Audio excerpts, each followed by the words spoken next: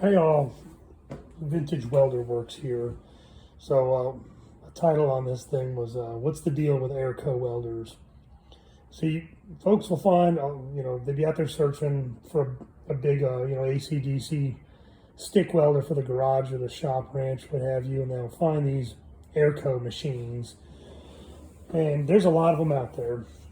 And they're like, I've never heard of this brand. What's the deal? Well, Airco was a massive manufacturer of welders and oxyacetylene and cutting equipment throughout the majority of last century. The company was sold off and broken apart in the 80s, and different chunks of the company went to different other companies and bought out and so on. But anyway, the welders specifically. So what you find when you find these welders, they're big, they're heavy, they draw a lot of power, just like any big arc welder that you're going to find out there.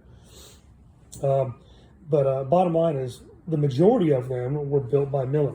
I've been working on welders for many years, and what I found is the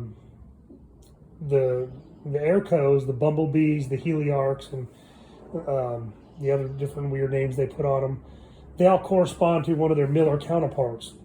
So like this machine right here is a 250 amp AC/DC Bumblebee 2. And then we got another one over here. This is a 250 amp AC/DC Bumblebee MA. Now the insides of these machines are a little different. They both weigh about 300 pounds. Both weld absolutely phenomenal, but basically they're different versions of the Miller dial arc. I've got 2 dial arcs on the side of the house. I'd probably own 30 or 40 dial arcs at this point. I probably own just as many Aircos. Airco machines are fantastic. If you come across an old school Miller 330 ABP, they're 800 to 1,000 pounds, and they're about 4 feet tall.